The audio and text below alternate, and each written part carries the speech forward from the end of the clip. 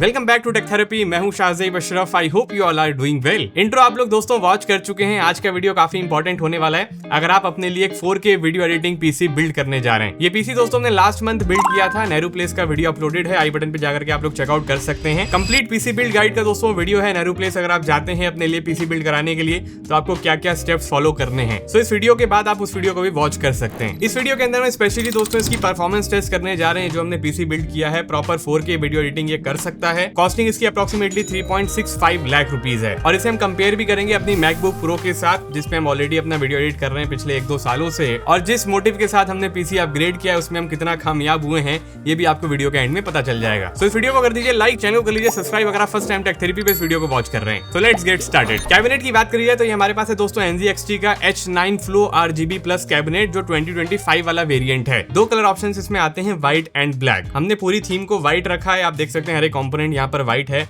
इसलिए हम गए इस व्हाइट कैबिनेट के साथ। ये जो कैबिनेट है 23,000 रुपीज के आसपास आ जाता है इंक्लूडिंग दी RGB फैन जो इसके अंदर इंस्टॉल्ड हैं। कोई भी एक्स्ट्रा फैन हमने इसके अंदर इंस्टॉल नहीं किया है। नेक्स्ट मदरबोर्ड की बात करें तो हमने लिया दोस्तों यहाँ पे गीगाबाइट का Z890 Aorus Pro Ice variant. Z890 series specially दोस्तों इंटेल कोर अल्ट्रा 2 सीरीज के चिपसेट के लिए है। ये प्रॉपर गेमिंग मदरबोर्ड है। इसकी प्राइसिंग दोस्तों अप्रोक्सीमेटली 40,000 रुपीज के आसपास देखने के लिए आपको मिल जाती है। सॉकेट टाइप इसमें LG 1851 का में देखने के लिए मिल जाता है। DDR5 रैम सपोर्टेड है, 128GB तक की रैम इसके ऊपर इंस्टॉल कर सकते हैं। एंड वी ऑल्सो है Wi-Fi 7 सपोर्ट। अच्छी VRM भी यहाँ पर हमें देखने के लिए मिल जाती है। बाकी यहाँ पर जितने भी पोर्ट्स हमें कनेक्टिविटी के देखने के लिए मिल जाते हैं वो यहाँ पर आप डिटेल में देख सकते हैं। फिलहाल हमने दोस्तों यहाँ पर यूज करी है WD की 2TB की NVMe SSD जो आती है दोस्तों SN850X के नाम से एंड इसे Gen 5 स्लॉट पर हमने लगाया हुआ है। अब वीडियो एडिटिंग पर्पस के लिए हमने इसको स्पेशली बिल्ड किया है तो रैम की कमी नहीं होनी चाहिए। 64GB की हमने यहाँ पे किट को यूज करा है। DaVinci Resolve हमारा वीडियो एडिटिंग सॉफ्टवेयर है जो काफी ज्यादा दोस्तों रैम कंज्यूम करता है। एंड मैकबुक प्रो के ऊपर जिसपे एडिटिंग का काम अभी तक हम करते आए हैं वहाँ पे रैम की बड़ी शॉर्टेज थी। जस्ट 16GB की उसके अंदर रैम आती है और मैकबुक्स में मैक स्टूडियो में आप रैम को अपग्रेड भी नहीं कर सकते। एक बार जो पैसा इन्वेस्ट हो गया वही हो गया। तो अपने पीसी बिल्ड में G-Skill की Trident Z5 RGB वाला वेरिएंट यूज करा है। ये 64GB की किट है। नेक्स्ट जो ब्रेन होता है जिसे हम CPU कहते हैं वो काफी पावरफुल होना जरूरी है। तो यहाँ पर हमने यूज करा है इंटेल कोर अल्ट्रा 9 सीरीज 2 का चिपसेट 285K इसका मॉडल नंबर है। 24 कोर्स का दोस्तों CPU है, 8 यहाँ पर परफॉर्मेंस कोर्स हैं और 16 एफिशिएंसी कोर्स हैं। 24 थ्रेड्स के साथ आता है, साथ ही में 36 MB की इसके ऊपर कैश मेमोरी है। बेस पावर 125 वॉट इस पर मेंशन रहती है और मैक्सिमम में जाता है 250 वॉट्स तक। प्राइसिंग भी इसकी आपको मिल जाती है अप्रोक्सीमेटली 58,000 रुपीज के आसपास। अब CPU इतना हैवी है दोस्तों तो CPU कूलर भी बढ़िया वाला हमने यूज करा है। ये दोस्तों लिक्विड कूलर है। नाम है इसका दोस्तों NZXT Kraken Elite 360 RGB वाला वेरिएंट। इसके अंदर 420mm वाला वेरिएंट भी आता है, काफी बड़ा कूलर हो जाता है। प्राइसिंग 30,000 रुपीज के आसपास होती है। प्राइसिंग में ज्यादा डिफरेंस नहीं है, ये 28,000 में आपको मिल जाएगा। जो केस हमारा है वो 420mm वाले वेरिएंट को इजिली सपोर्ट कर लेता है बट नेहरू प्लेस में हमें वाला वेरिएंट मिला ही नहीं कहीं। अब ये जो कूलर है काफी प्रीमियम लुक्स के साथ आता है। यहाँ पर हमें 2.72 इंचेस का एक 60 Hz का IPS डिस्प्ले मिल जाता है जिसके ऊपर आप सारे एनालिटिक्स, सारे स्टैट्स वगैरह देख सकते हैं। GPU टेम्परेचर शो हो जाता है, CPU टेम्परेचर आप देख पाते हैं। NZXT का प्रॉपर सॉफ्टवेयर आता है AIO के लिए, वहां पे आप जाकर के सारी सेटिंग्स को चेंज कर सकते हैं। डिस्प्ले कस्टमाइजेशंस के ऑप्शंस मिल जाएंगे, कलर चेंज करना है, डिस्प्ले पे कौन सा स्टैट्स आपको चाहिए है, फोटो लगानी है, GIF लगानी है, वो भी इवन आप इसके डिस्प्ले के ऊपर लगा सकते हैं। तो कंप्लीट शोशेबाजी वाला है दोस्तों। AIO है, काफी पावरफुल है और टेम्परेचर भी बढ़िया तरीके से मेंटेन करता है। अभी तक हमने जो CPU के टेम्परेचर है वो 70 डिग्री के ऊपर जाते हुए नहीं पाए हैं जब भी हमने इसके ऊपर लोड डाला है। तो ये काफी बढ़िया AIO है। लिंक आपको मिल जाएगा डिस्क्रिप्शन बॉक्स में सारे कंपोनेंट्स का, वहां से जाकर के चेकआउट कर लीजिएगा। नेक्स्ट यहाँ पे जो भाई साहब आ रहे हैं इन्होंने ऑलमोस्ट आधी कॉस्टिंग ले ली है पूरे पीसी बिल्ड की। 3.65 लाख का पीसी बिल्ड है, उसके अंदर 1,65,000 रुपीज के आसपास का हमारा ग्राफिक्स कार्ड है। ये है बहुत बड़े पापा जी ये हमारे पीसी कंपोनेंट के पापा जी हैं जो बीच में लेटे हुए आपको नजर आ रहे हैं। काफी बड़ा दोस्तों ग्राफिक्स कार्ड है। गीगाबाइट का Aorus Master RTX 5080 दोस्तों वेरिएंट है और ये आइस वाला वेरिएंट है स्पेसिफिकली। इसको बाय करने के लिए हमने 15,000 रुपए तो वैसे ही एक्स्ट्रा दिए थे इस कलर को बाय करने के लिए। तो हमने कोई कॉम्प्रोमाइज नहीं किया, ना ही शोशे में कोई कॉम्प्रोमाइज होना चाहिए।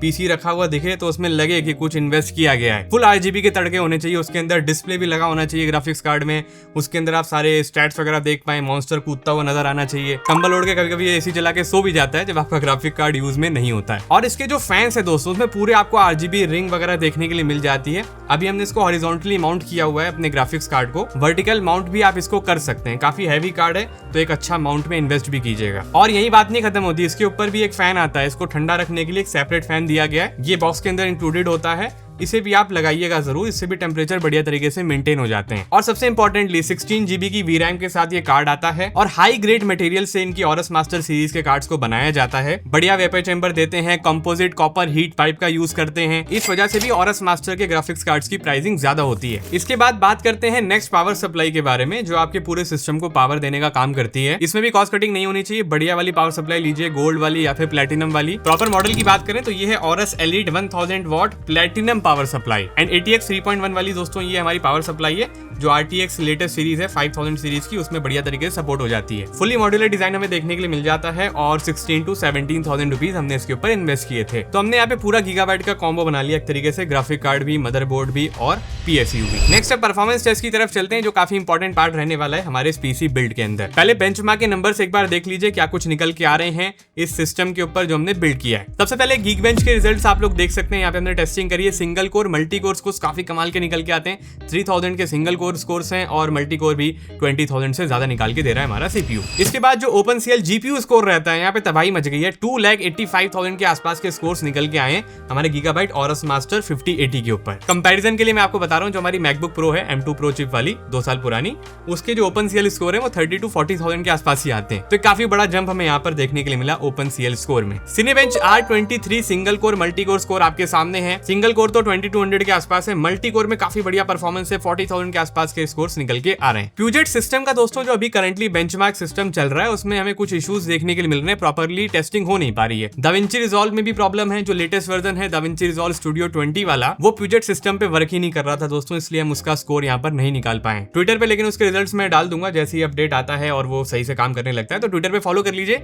इंस्टाग्राम पे भी आप लोग फॉलो कर सकते हैं। बाकी अगर आपको फोटोशॉप वगैरह यूज करना है तो Puget सिस्टम के फोटोशॉप स्कोर्स आप लोग देख सकते हैं, 10,000 के आसपास स्कोर्स निकल के आ रहे हैं। गेमिंग परफॉर्मेंस को टेस्ट कर लिया जाए, जिसके लिए मोस्ट ऑफ द यूजर्स इतना अमाउंट स्पेंड करते हैं, एक PC बनाते हैं, गेमिंग PC बनाते हैं, वो बात अलग है कि वीडियो एडिटिंग भी सेम परफॉर्मेंस पर हो जाती है। सबसे पहली गेम है यहाँ पे दोस्तों Red Redemption 2, जिसको हमने टेस्ट करा है। मॉनिटर के लिए मैं क्लियर कर देता हूँ, फुल HD मॉनिटर हमारे पास है, 4K वाला भी अवेलेबल नहीं है स्टूडियो में, तो 4K हमने टेस्टिंग नहीं करी है, फुल HD पे करी है। मैक्सिमम ग्राफिक सेटिंग्स के ऊपर RDR के अंदर दोस्तों हमें फ्रेम जनरेशन वाला ऑप्शन मिलता नहीं है RDR 2 में, क्योंकि पुरानी गेम है, तो 100 FPS के आसपास ये हमें प्रोवाइड कर देता है। 16 to 17 GB रैम यहाँ पर कंज्यूम होती है जब आप RDR 2 को मैक्सिमम सेटिंग्स के ऊपर खेलते हैं, और एक्सपीरियंस बहुत कमाल का निकल के आता है। इसके बाद है Spider-Man 2, इसको भी हमने टेस्ट करके देखा है, हाईएस्ट ग्राफिक सेटिंग्स के ऊपर रे ट्रेसिंग एनेबल्ड है, और यहाँ पे आप FPS देख सकते हैं 90 to 100 के बीच में ये इजीली दे रहा है। रे ट्रेसिंग एनेबल करने के बाद Spider-Man 2 दोस्तों भागने लग जाती है मक्खन की तरह, 300-350 FPS के आसपास यहाँ पे आराम से निकल के आ जाते हैं। इसके बाद काउंटर स्ट्राइक 2 हमने टेस्ट करके देखी है, यहाँ पे भी हाईएस्ट ग्राफिक सेटिंग्स के ऊपर 300-400 FPS आराम से निकल के आ रहे थे। काश मॉनिटर होता इतने रिफ्रेश रेट वाला, तो अचीव भी हो जाते हैं FPS। तो बढ़िया बंदे ने निपटाने आपको काउंटर स्ट्राइक 2 मक्खन लेवल पे चलने वाली है। इसके बाद मेरी favourite game Assassin's Creed Shadows हमने टेस्ट करके देखी है, हाईएस्ट ग्राफिक सेटिंग्स के ऊपर अगर हम FPS की बात करते हैं, जिसमें DLSS को हमने ऑफ किया हुआ है, तो उसके अंदर हमें 60 to 70 FPS के बीच में इस गेम के अंदर देखने के लिए मिल जाते हैं। बहुत कमाल की डिटेल्स, शेडोज वगैरह निकल के आती हैं। इसके बाद Nvidia DLSS फ्रेम जनरेशन को हमने एनेबल कर दिया, और यहाँ पर आप देख सकते हैं कि FPS ऑलमोस्ट डबल हो जाते हैं, 130 FPS के आसपास ये इजीली मैनेज कर लेता है। और ये FHD रेजोल्यूशन के ऊपर दोस्तों गेमिंग के रिजल्ट्स हैं। अगर आप 4K 2K मॉनिटर भी यूज करेंगे तो आराम से 100 FPS के आसपास RTX 5080 आपको प्रोवाइड कर देगा। सो ये कुछ कहानी ओवरऑल गेम प्ले की हमारे इस सिस्टम के ऊपर जो हमने बिल्ड करा है। Intel Core Ultra 9 285 के चिपसेट है, काफी पावरफुल है, और RTX 5080 16 GB VRAM है, पूरी तो यूज होती भी नहीं गेम्स के अंदर, और कमाल का एक्सपीरियंस निकाल के देता है। मेन मोटिव हमारा लेकिन दोस्तों वीडियो एडिटिंग का है, 4K वीडियो एडिट हम करते हैं, अपनी सारी वीडियोस इसके ऊपर अभी रिसेंटली एडिट करी हैं, उसका एक्सपीरियंस आपको बताते हैं। रियल लाइफ एडिटिंग टेस्टिंग हम करने वाले हैं मैकबुक प्रो को, जिसको हम यूज करते आ रहे हैं 2 सालों से। इसकी स्पीड को टेस्ट करेंगे अपनी नई एडिटिंग बीस्ट मशीन के साथ, जो यहाँ पे रखी हुई है, आप लोग देख सकते हैं। बी रोल वगैरह आप लोग काफ़ी देख चुके हैं। टाइमलाइन पे एक बार नज़र डाल लेते हैं। सेम प्रोजेक्ट हमने DaVinci Resolve पे रखा है, DaVinci Resolve 20 है स्टूडियो वर्जन, ये अभी हमारा PC है। यहाँ पे आप देख सकते हैं कि ये जो टाइमलाइन है कंप्लीट इफेक्ट्स के साथ है, न जाने कितने टेक्स्ट लगे हैं, कितनी लेयर्स हैं, पूरा दोस्तों ये लॉग वीडियो है, बी रोल्स के साथ हमने एडिट किया हुआ है। ड्यूरेशन की बात करें तो टोटल फाइल की जो ड्यूरेशन है वो 11 मिनट्स 42 सेकंड की है। मैकबुक प्रो पे देख लीजिए, ये M2 प्रो वाला वेरिएंट है हमारे पास और सारे इफेक्ट वगैरह लगे पड़े हैं इसके ऊपर भी, बी रोल्स वगैरह हैं। अब यहीं पे आपको डिफरेंस नोटिस हो रहा होगा कि जब मैं क्लिक कर रहा हूँ थोड़ा सा डिले आता है, उसके बाद ये हमारा प्रीव्यू स्टार्ट हो जाता है और लास्ट में जो हमारी ड्यूरेशन है वो यहाँ पे भी 11 मिनट्स 42 सेकंड की है। 11 लेयर्स हैं यहाँ पर। एक्सपोर्ट सेटिंग एक बार देख लीजिए क्या हमने सेट करी है मैकबुक प्रो के ऊपर। तो यहाँ पे फॉर्मेट क्विक टाइम रहेगा और H.264 का कोडेक है। यूज हार्डवेयर एक्सेलरेशन है, इसके ऊपर कोई एनवीडिया का सिस्टम है नहीं। टाइमलाइन रेजोल्यूशन हमारा ये है 4K 30 FPS। पीसी के ऊपर देख लीजिए फॉर्मेट क्विक टाइम है H.264। एनकोडर यहाँ पे एनवीडिया हमने सिलेक्ट कर लिया है। टाइमलाइन का रेजोल्यूशन यहाँ पे भी 4K है और 30 FPS सेट हो गया है। चार्ट कर दिया है दोनों ही सिस्टम के ऊपर। अब यहाँ से देखते हैं कि मैकबुक प्रो और हमारी एडिटिंग पीसी किस तरीके से यहाँ पे एक्सपोर्ट करती है। कौन यहाँ पे फास्ट होगा, क्या मैकबुक प्रो अभी भी टक्कर दे पाएगी हमारे इतने महंगे 3.65 लाख के पीसी को या फिर नहीं, सब कुछ आपको वीडियो में देखने के लिए मिलेगा। एक बार एडिटिंग होने देते हैं। टाइमलाइन आप लोग देख ही रहे हैं, एक्सपोर्ट हो रही है।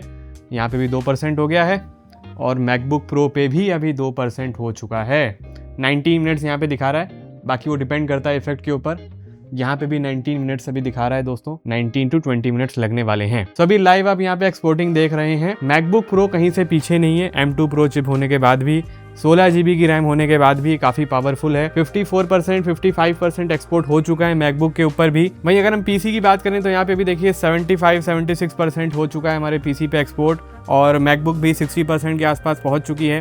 तो यहाँ पे आप देख सकते हैं 10 से 15% का डिफरेंस है दोनों की एक्सपोर्टिंग स्पीड में। 60% 60 डिग्री 55 डिग्री CPU का टेम्परेचर चल रहा है, मेंटेन है। GPU जस्ट 36 डिग्री भी टच कर रहा है क्योंकि GPU ज़्यादा यूटिलाइज ये कर नहीं रहा है दोस्तों दाविंची। GPU अगर फुल यूटिलाइज हो जाए तो ये कुछ ही मिनट का काम है जो कंप्लीट हो सकता है। तो 84% यहाँ पे फाइल हो गई है और यहाँ मैकबुक प्रो अभी भी उसी इफेक्ट पे फंसी हुई है हमारी।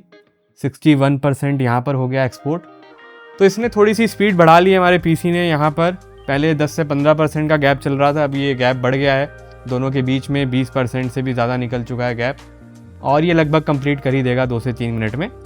वहीं मैकबुक प्रो अभी थोड़ा सा यहाँ पे फंस गया है। अच्छा इसने कंपटीशन दिया है पीसी को, एक टेक्स्ट पे आके बस ये थोड़ा सा मजबूर हो गई हमारी मैकबुक प्रो। 50% ही GPU लग रहा है, 50 to 60, वो भी तब जब हमारी लॉग फुटेज आती है, जब बी रोल्स आते हैं, जब कोई इफेक्ट आता है तो ये फुल यूटिलाइजेशन होता ही नहीं GPU का। CPU ठंडे बस्ते में पड़ा है, 10-15% 20% बस।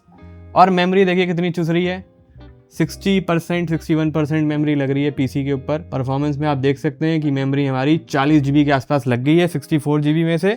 तो मेमोरी बहुत ज़रूरी है जब भी आप दाविंची पे एडिट करते हैं और जितनी मेमोरी आप दे सकते हैं उतनी दे दीजिए। बाकी देखिए फ्रेम एकदम भागते हैं जब कोई नॉर्मल बी रोल की फाइल आती है पीसी के ऊपर। तो चलिए अब इसको एक बार कंप्लीट होने देते हैं, आपको बताते हैं एक्चुअल टाइम क्या आएगा। एक्सपोर्ट कंप्लीट हो गया है 22 मिनट्स 1 सेकंड में। एटमबर्ग जूसर का ये वीडियो है और यहाँ पे आप देख सकते हैं कंप्लीटेड। तो बेचारी हमारी मैकबुक काफ़ी तगड़ी टक्कर दे रही थी बट यहाँ पे अभी 70% पे आके फंस चुकी है।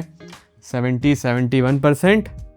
देखिए जब कोई नॉर्मल फाइल आती है तो ये बेचारी हमें 50-60 फ्रेम पर सेकंड तक दे देती है। कोशिश अच्छी है, बहुत तगड़ी है दोस्तों मशीन है मैकबुक प्रो, इसको आप हल्के में नहीं ले सकते बिल्कुल भी। देखिए 70-80 FPS फ्रेम्स पर सेकंड ये यहाँ पे एक्सपोर्ट कर रही है और 75% यहाँ भी हो गया। तो अभी भी यहाँ पे 5 से 10 मिनट और लगेंगे इसको भी कंप्लीट होने में। फाइनली हमारी मैकबुक प्रो के ऊपर भी वीडियो एक्सपोर्ट हो चुकी है। वीडियो कंप्लीट हो गई है 29 मिनट्स 52 सेकंड में। तो यहाँ से अगर आप देखें तो बहुत बड़ा कोई जमीन आसमान का फर्क नहीं है वीडियो एक्सपोर्टिंग टाइम में, समझ रहे हैं आप। 29 मिनट्स 52 सेकंड, तो 30 मिनट इसको कहते हैं और इसको हम कहते हैं 22 मिनट पीसी को। तो 8 मिनट का डिफरेंस है। 11 मिनट्स 42 की हमारी वीडियो फाइल थी जिसको इन लोगों ने काफ़ी अच्छे टाइम में एक्सपोर्ट कर लिया है। तारीफ के काबिल है MacBook pro M2 pro chip के साथ भी।